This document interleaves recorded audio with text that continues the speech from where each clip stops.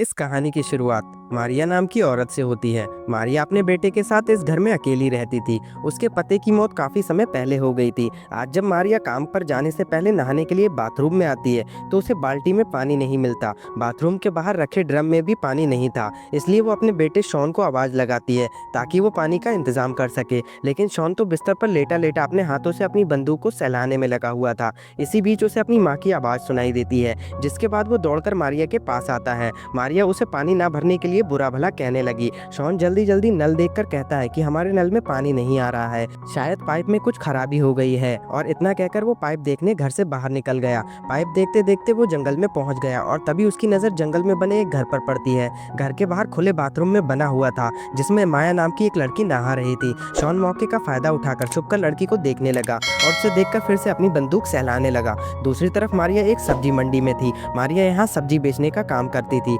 मंडी की सारी दुकानें किराए पर थीं और ये सब लोग मैगी नाम की औरत को किराया देते थे और मैगी इनसे किराया लेकर मंडी की असली मालिक को देती थी। लेकिन परेशानी की बात ये थी कि मैगी इन सभी से किराया लेकर भाग गई थी, जिस कारण मंडी के मालिक ने दुकानदारों को फिर से किराया भरने को कह दिया था। इस मुश्किल से बचने के लिए ये लोग कानून का सहारा लेने का फैसला करते हैं। रात को मारिया शॉन को समझाने लगती है कि अब उसे भी कोई काम देख लेना चाहिए, क्योंकि वो अकेली पूरे घर का खर्च नहीं उठा सकती। लेकिन शॉन उसकी बात की तरफ ज्यादा ध्यान नहीं देता और चुपचाप खाना खाकर अपने कमरे में चला जाता है। काफी रात हो गई थी मगर शॉन को नींद नहीं आ रही थी, क्योंकि उसे बार बार माया की याद आ रही थी। उसके बारे में सोच सोच कर वो फिर से अपनी बंदूक को घिसने लगा। शॉन अगले दिन फिर से माया को देखने पहुंच जाता है। पहले माया नहाती है और फिर अपने पति की मदद करती है। माया के पति का नाम जेम्स था। भले ही जेम्स की टांगे काम नहीं करती थी, लेकिन उसकी बंदूक माया की गुफा में बड़े बड़े धमाके करती थी। दोनों की उम्र में काफी फर्क था, मगर फिर भी माया जेम्स का पूरा ध्यान रखती थी। शॉन भी छुपकर दोनों को देख रहा था। खाना खाने के बाद जेम्स माया को अपने पास बुलाकर अपनी बंदूक दिखाता है, जिसे देखकर माया अपने मुंह का कमाल दिखाने लगी। इन दोनों को मजे करते देखकर शॉन की बंदूक भी जाग गई थी। दूसरी तरफ सभी दुकानदार अपने वकील से बात कर रहे थे ताकि मंडी मालिक इनसे किराया मांगना बंद कर दे और पुलिस मैगी के खिलाफ कार्रवाई शुरू कर दे। वकील उन्हें बताती है कि हमने केस दर्ज करवा दिया है, अब जल्दी ही सुनवाई शुरू हो जाएगी। इस खबर से सभी लोग खुश होते हैं। पूरा दिन काम करने के बाद मारिया काफी थक गई थी, इसलिए वो शॉन से मसाज करवाती है। लेकिन शॉन का ध्यान तो माया पर था। आज रात को भी वो माया के बारे में सोचकर अपने हाथ का इस्तेमाल करने लगता है। शॉन की जिस्मानी भूख बढ़ती ही जा रही थी। वो किसी की गुफा में मजे करना चाहता था, लेकिन बेचारे को हाथों से ही काम चलाना पड़ रहा था। अगले दिन बारिश हो रही थी और शॉन बारिश में ही माया को नहाते हुए देखने पहुंच जाता है। उसने अभी हाथ चलाना शुरू ही किया था कि तभी उसका पैर फिसल जाता है और बाथरूम की कमजोर दीवार टूटकर उसके ऊपर गिर जाती है। माया का खूबसूरत बदन देखकर उसके होश उड़ गए थे, जबकि माया एकदम शांत रहती है। माया शॉन को दीवार ठीक करने को कहती है और शॉन उसकी बात मान लेता है। शॉन चुप था, लेकिन जबान शॉन को देखकर माया को कुछ कुछ होने लगा था, जिसके बाद वो शॉन की बंदूक को कुछ बहुत खास दिखाती है। शॉन को पहली बार गुफा मिली थी, जिस कारण वो पूरा जोश दिखा देता है और माया की चीखें निकल जाती हैं।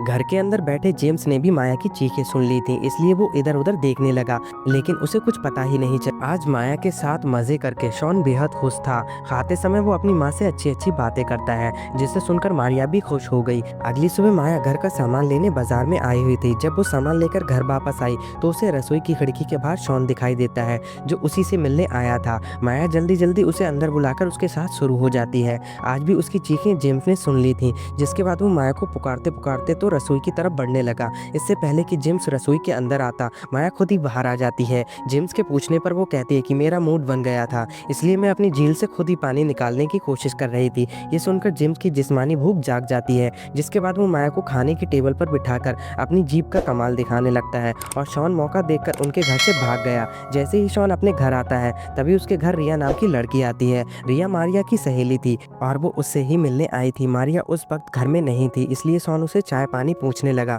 शॉन की नई नई जवानी देखकर रिया को भी कुछ होने लगा और वो शॉन को रिझाने लगी। शॉन की बंदूक भी धमाका करने को तैयार थी, इसलिए वो जल्दी जल्दी रिया को दबोच लेता है। जैसे ही उन्होंने अपना काम खत्म किया, तभी मारिया आ जाती है, जिसके बाद रिया मारिया से बातें करने लगती है। शॉन की पांचों उंगलियां घी में थी, कभी माया तो कभी रिया। वो दोनों के साथ पूरे मजे कर रहा था। ऐसे ही एक रात वो माया को देखने उसके घर के बाहर पहुंच जाता है। घर के अंदर माया जेम्स के लिए गर्मा गर्म डांस कर रही थी। कुछ देर मनोरंजन के बाद जेम्स वहां से चला जाता है और उसके जाते ही शॉन माया के पास आकर उसके साथ शुरू हो जाता है। अगले दिन जेम्स से मिलने उसका वकील जॉन आया हुआ था। जॉन को जेम्स ने ही बुलाया था ताकि अपनी जायदाद माया के नाम कर सके। माया की खूबसूरती देखकर जॉन भी गर्म होने लगा था, लेकिन वो खुद को शांत रखता है और उसके पूछने पर जेम्स को बताता है माया 22 साल की है। जब वो 12 साल की थी तब एक हादसे में उसके माता पिता की मौत हो गई थी। जेम्स माया के पिता का खास दोस्त था और इस दुनिया में उसके अलावा माया को कोई और नहीं था। दोनों को ही किसी के सहारे की ज़रूरत थी, इसलिए वो दोनों साथ में रहने लगे। कुछ देर बाद शॉन अपने घर में रिया के साथ लगा हुआ था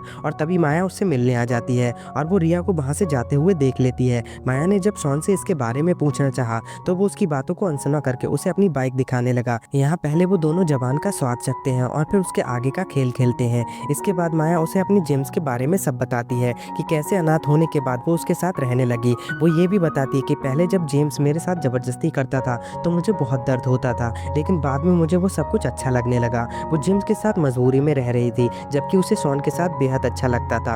अब तो वो दोनों काफ़ी करीब आ गए थे। दोनों को जब भी मौका मिलता है तो दोनों कहीं भी शुरू हो जाते हैं। एक दिन जब वो दोनों मज़े कर रहे थे तो जेम्स उन्हें देख लेता है। माया को किसी और के साथ देखकर जेम्स को बहुत बुरा लगता है, इसलिए वो खुद को मारने की कोशिश करने लगा, लेकिन माया के समझाने पर वो शांत हो जाता है। जबकि शॉन अपने घर आ जाता है। घबराहट के कारण वो रास्ते में गिर गया था, इसलिए वो घर आते ही नहाने लगता है और तभी उसकी माँ उसे देख लेती है। अपने बेटी की ऐसी हालत देखकर वो उसे अपनी गर्मी पर काबू रखने को कहती है, लेकिन शॉन उसकी एक नहीं सुनता और अगले दिन फिर से माया के घर पहुंच जाता है। जब वो खिड़की से अंदर देखता है तो उसे माया जेम्स के बाहों में नजर आती है, जिसे देखकर वो समझ गया कि माया जेम्स से अलग नहीं हो सकती। शॉन गुस्से में अपने घर आ गया और चाकू पर धार लगाने लगा। इसी बीच रिया उसके पास आती है। वो अपनी आग शांत करवाने आई थी, लेकिन शॉन उस पर गुस्सा करने लगा, जिसके बाद रिया उसे भला बुरा कहकर वहां से चली जाती है। कुछ देर बाद रात हो गई थी, जबकि शॉन माया को पाने के बारे में सोच रहा था। काफी सोचने के बाद वो चाकू लेकर माया के घर पहुंच जाता है और जेम्स का गला काटने लगता है। जेम्स खुद को बचाने की कोशिश करता है और तभी उनका शोर सुनकर माया वहां आ जाती है। जेम्स मर चुका था और शॉन उसके पास खड़ा होकर रो रहा था। माया के हाथ में गन थी और वो शॉन पर गोली चलाती है। सुबह जब पुलिस आई तो माया उन्हें बताती है कि मैंने शॉन को कभी नहीं देखा, शायद वो चोरी करने आया था। जेम्स के मरने के बाद वो मुझे भी मारने वाला था, इसलिए मैंने अपनी जान बचाने के लिए उस पर गोली चला दी। शॉन इस वक्त अस्पताल में था और मारिया उसकी हालत देखकर रो रही थी। शॉन भी बहुत रो रहा था क्योंकि वो जिंदा तो बच गया था, लेकिन जेम्स के कत्ल में उसे जेल जाना पड़ रहा था। दूसरी तरफ माया एक अलग ही अंदाज में नजर आ रही थी, जो इस वक्त शॉन के साथ थी। इसके बाद वकील मारिया और बाकी दुकानदारों को बताता है कि आप सबको इस साल के साथ साथ अगले साल का भी किराया देने की जरूरत नहीं है, क्योंकि मैगी आपसे दुगना किराया लेती थी और हमने उसे पकड़कर उससे सारे पैसे वापस ले लिए हैं। असल में मंडी की सारी जगह जेम्स की थी, जो उसकी मौत के बाद माया की हो गई थी। माया ने लोगों की हमदर्दी पाने के लिए कुछ पैसे भी बांट दिए थे और वो खुद जेम्स की सारी जायदाद बेचकर वकील के साथ दूसरे शहर की तरफ निकल पड़ती है। असल में माया वकील से प्यार करती थी। शॉन को अपने प्यार में फंसाना और उसका जेम्स को मरवाना, ये सब इनकी योजना थी ताकि जेम्स रास्ते से हट और इन्हें उसकी जायदाद मिल जाए। इसी के साथ मूवी का एंड हो जाता है। आई होप आपको एक्सप्लेनेशन अच्छा लगा होगा। अगर आपको वीडियो पसंद आया तो प्लीज़ इसे लाइक कर दीजिए और चैनल को सब्सक्राइब कर लीजिए। मैं मिलता हूँ आपसे अगले वीडियो में।